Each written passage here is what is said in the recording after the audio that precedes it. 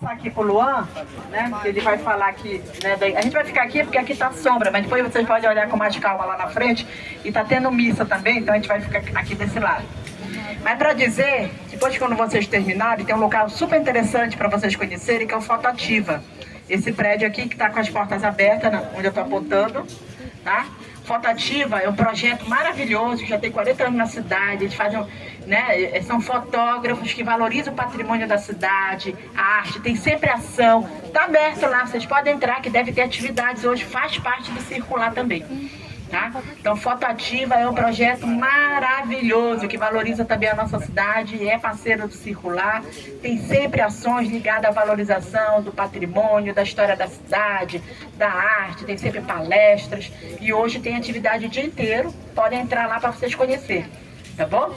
Eu vou passar então o Luan, ele é geógrafo, é nosso carimbozeiro, né? Ele toca no grupo, quais são os grupos? Hoje é o coletivo Cidade Tambor. Vai ser na Praça da República. Quem for na Praça da República, né? O Luan, ele é músico também e ele tá sempre tocando aí o carimbó, né? Participa aí de vários grupos, quem tiver interesse também contratar, fale com ele. E ele é geógrafo também, terminou, é professor de geografia, né? É pai. Não é isso? Então vamos lá, Luan, vou passar para você e depois a gente faz o encerramento, agradecimento e fazemos os sorteios, tá bom? Monitores, venham pegar aqui os brindes para entregar para os premiados. Bom dia, galera. Bom dia. Chegando na hora do almoço, tá bom? Vou ser bem breve, tá? Sei que muitos estão com fome, tá? Só fazendo convite aqui, como é o dia de circular, a gente tem que circular mesmo, né? Como a professora falou.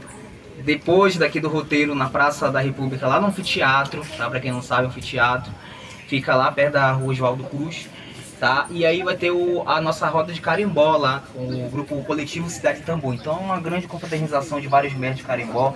Eu sou do movimento do carimbó, sou professor de geografia, mas também faço esses trabalhos aí com a música, com o ensino de geografia. E pra gente finalizar aqui, gente, vou falar um pouco a respeito da Igreja das Mercês. Alguém já visitou essa igreja? Alguém já passou na frente? Tem gente vendo pela primeira vez aqui, essa igreja. É uma igreja grande, uma igreja muito importante, tá, gente? Nesse complexo sacro, né, do nosso centro histórico de Belém. Nós temos muitas igrejas, né, que estão localizadas, já passamos por algumas, né? E quando a gente se fala de igreja, a gente também tem que falar da territorialidade, né? Um item muito discutido na geografia, essa territorialidade, como você vai territorializar, né? Quando a gente fala de período colonial, né, a chegada dos portugueses, certo?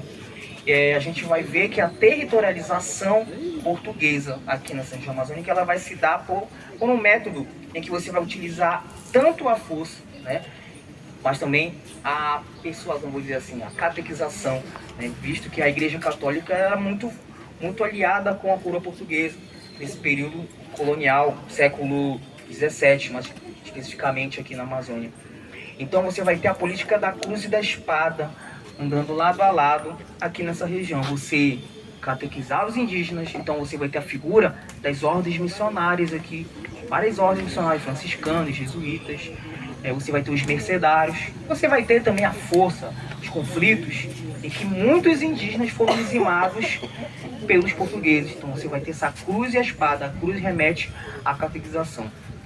Fazendo esse contexto, vou falar rapidamente sobre a história dos mercedários, né? A congregação dos mercedários, na Nossa Senhora das Mercês, ela vai surgir lá na Espanha, lá do século XIII, né? O fundador da congregação, da Ordem dos Mercedários, foi São Pedro Nolasco. Inclusive, os mercedários fizeram um forte, certo, com homenagem do São Pedro Nolasco, lá onde é a Estação das Docas. Tem as ruínas ainda do Forte São Pedro Nolasco. Então ele vai fundar a ordem missionária que vai crescendo fora da Espanha.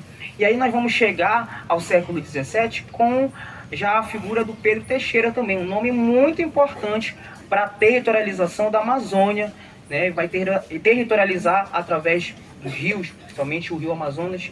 Ele vai conhecendo toda essa Panamazônia, e aí lá onde é o território do Peru, ele vai conhecer a Ordem dos Mercedários, né? Vai fazer esse convite para a Ordem dos Mercedários virem para cá para trabalhar com a catequização / territorialização, certo? Dos indígenas. E aí você vai ter, eles vão chegar aqui por volta de 1639, 1640, eles vão chegar aqui e vão construir, né, uma edificação. A primeira igrejinha não é essa aqui é atribuída ao Land, né, que é o tema do nosso roteiro, mas eles vão construir uma igreja em taipa e pilão, né, os primeiros materiais utilizados em várias edificações aqui em Belém. E aí você vai ter essa primeira edificação, vai ficar um bom tempo.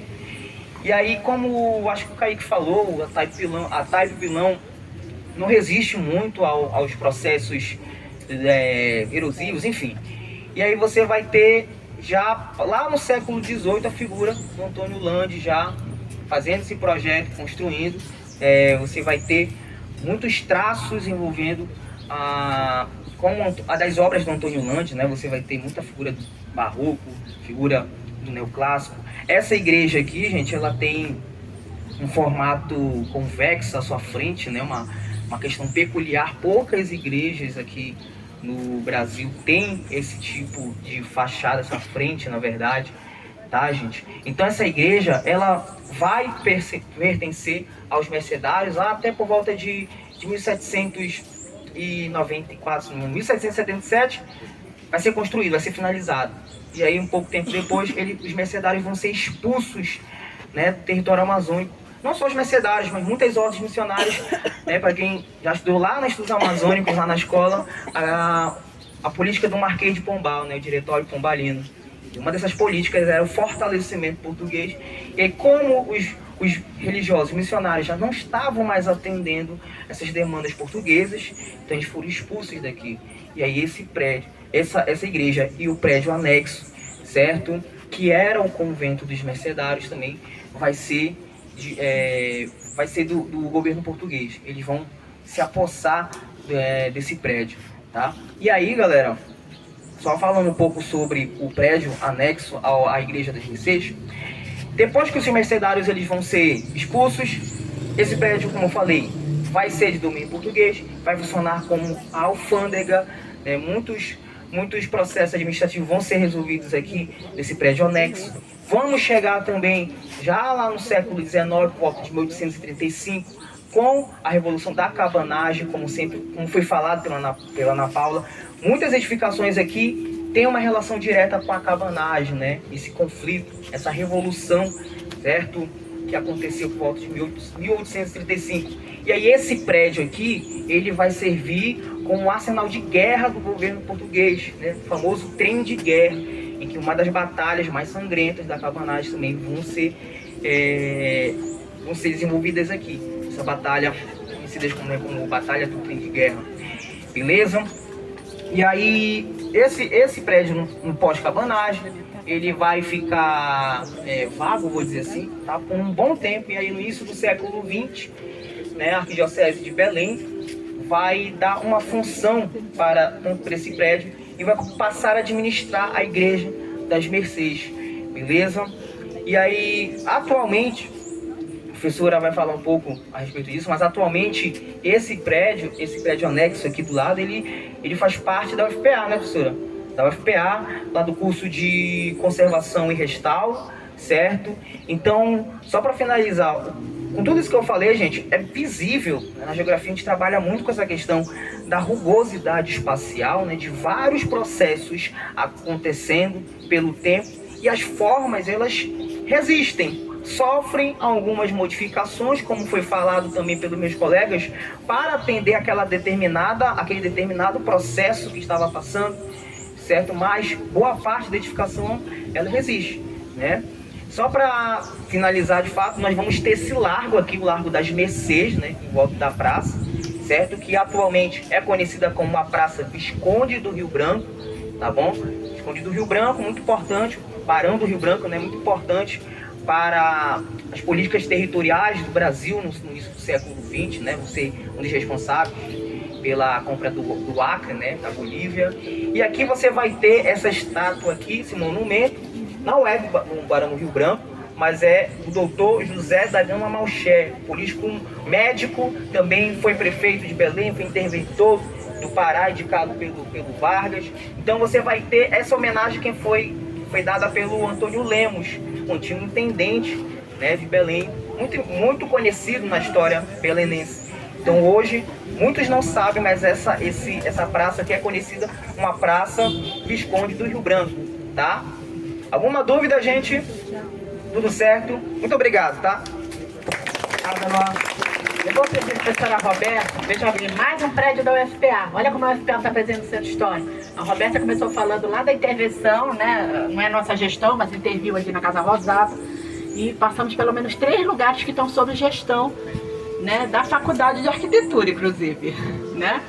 Que é lá o Fórum Land, né? Que aqui é a Capela Pobo e aqui os Mercedários, onde tem um outro curso que não é da arquitetura, né? Mas que sai da arquitetura para formar, que é o curso de restauro, e tem também uma pós-graduação. E está em reforma. Vou pedir a professora Roberta falar um pouco, inclusive sobre os usos, porque o circular tem um espaço agora aí dentro, vai ter usos de artes. Roberta, por favor. Bom, esse conjunto arquitetônico, né, que é a igreja e o claustro, na verdade ele vai estar passando já por um processo de restauro com financiamento do BNDES, e ele abriga várias atividades. O curso de conservação e restauro, que é um curso de graduação criado há não muito tempo, funciona aí dentro, mas não é apenas o curso de conservação e restauro, também. Eles têm um museu, um pequeno museu, está sendo preparado, né, um espaço para a editora da UFPA, onde a gente vai poder comprar livros, enfim, né, ter um acesso a essa produção e tudo que é editado pela UFPA. Você vai ter uma galeria de arte, você tem um auditório grande que vai servir também de cinema, né? Você vai ter um café, você vai ter uma série de usos, vai ser praticamente um centro cultural, na verdade, viu, gente? Não se restringe apenas à questão do ensino, pelo contrário. A ideia é que o espaço seja realmente utilizado, né, e as pessoas circulem, e você tem uma série de atividades e possibilidades das pessoas estarem dentro desse espaço. O circular foi abrigado, ele estava no Fórum Land, agora eles têm uma sala aqui também. Ainda tem um espaço para a escola de música, porque você vai ter também a atividade da escola de música, tanto lá na capela quanto aqui, né? Então a gente está falando, né, de um circuito de equipamentos da UFPA voltados para a cultura, né, voltados para a questão do patrimônio, e que a gente está trabalhando já há bastante tempo para viabilizar isso, buscando recursos, né? Aqui esse recurso do BNDES foi um recurso conseguido através de um edital do BNDES voltado para a questão do patrimônio histórico, investimento em patrimônio histórico. Então não veio de graça, veio através de muito esforço da elaboração de projeto, né, e da elaboração da proposta. E aqui vai funcionar durante a COP um espaço em que o BNDES vai usar também para fazer algumas atividades deles, né? Então vão abrigar também durante a COP, e vai ser a casa BNDES, né, no período da COP. Tá? Então é um conjunto belíssimo, um prédio muito bonito, um auditório enorme. Esse é um bom legado da COP. Muito bom, excelente, muito excelente legado, apesar de que o edital não estava vinculado à COP, mas que acaba, né, se favorecendo, né, dentro desse contexto. Mas só para esclarecer, o restauro ele vai ser do prédio e da igreja, tá? Então é um complexo todo. E aí a equipe toda, né, que está desenvolvendo o projeto e executando, né, o projeto do restauro da parte que é da UFPA, também vai fazer da igreja. Então a gente vai ter o complexo todo, né, sendo restaurado e, enfim, renascendo. Obrigada, Roberto. Bom, gente, chegamos finalmente ponto aí, né? Quase meio-dia, nosso final do roteiro. Queria fazer vários agradecimentos. Primeiramente, convidar vocês para o próximo, dia 28 de junho, no sábado, vamos fazer um roteiro especial, que haverá vários colegas participando do meu Seminário Nacional da Geografia, mas é um roteiro que vai ser aberto para todo mundo. Quando tem gente de fora, a gente faz um misto. Feliz Lusitânia, zero peso, faz um misto, né? Então começa dia 28 de junho no sábado, né? E a gente vai começar às 8h30 lá na frente do Forte do Castelo. Essa semana o convite já vai estar lançado, vocês podem se inscrever, estão todos convidados, tá? Esse roteiro agora, dia 28 de junho. Queria fazer um especial agradecimento à minha colega professora Roberta, né, que comanda aí todos esses projetos maravilhosos aí da Faculdade de Arquitetura, é militante, nós somos militantes aí do patrimônio, incansáveis, né? Gostaria de agradecer também a turma aí da Unitec, está por aí ainda, não sei se ainda estão por aí, né? Os calouros de história que vieram, os que sobraram, calouros de história que sobraram aí, não jogaram a toalha, estão por aqui. Pronto. O Unitec está onde? Pronto, pessoal da Unitec, isso aí. Queria uma salva de palmas para os nossos brilhantes monitores, né, do roteiro geoturístico. Para o nosso Marcos fotógrafo, Marcos André. Né? No final da tarde, o Marcos coloca lá as fotos, ele fica ansioso. Me dá o texto, professora, eu vou colocar as fotos lá. E aí, durante a semana, ele vai colocando esses pequenos vídeos, né? Sigam lá todas as nossas redes, Face, Instagram, canal do YouTube, divulguem. A ideia é essa, né? O projeto ele resiste, tenha dinheiro ou não tenha dinheiro, tenha bolsa ou não tenha bolsa, a gente continua fazendo. Dizer que a maioria desses queridos monitores são voluntários, são poucos que são bolsistas. Quem quiser ser voluntário do projeto está aberto, né? Só falar, podem falar aí com os monitores, né? Então está sempre aberto aí, né? Quem quiser participar, não só da UFPA, já tive participação da UNAMA, pessoal da UEPA como monitor, né? Então está sempre aberto. E do IFE também, né? Monitores do IFE, né? Então tem sempre pessoas também fora da UFPA, né? Participando. Tá. Aí eu gostaria de agradecer também a presença desse maravilhoso projeto que acompanhou aqui, né? Humberto, né? Lá no início ele falou. Bora ver quantos desenhos aí eles produziram, o que eles vão nos falar nesses desenhos. Antes de passar para ele falar e a gente fazer o sorteio, uma fala de papo para a Polícia Turística, que está sempre nossa parceira, né? E sempre aí nos acompanha, né? O batalhão da Polícia Turística, né? É fundamental também. Você quer falar? Bom, pessoal, obrigado pelo convite.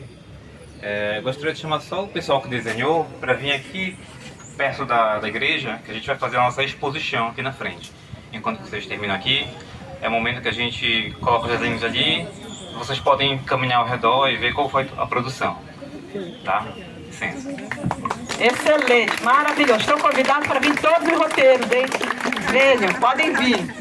Né? Hoje eles são parceiros também do Circular, né? E agora já são nossos parceiros também. Porque o nosso projeto acontece independente do Circular. Quando acontece Circular, sempre tem. Mas a gente tem todo mês sempre, né, um roteiro. Esqueci de alguém, meninas, de agradecer? Não? Tudo certo, né?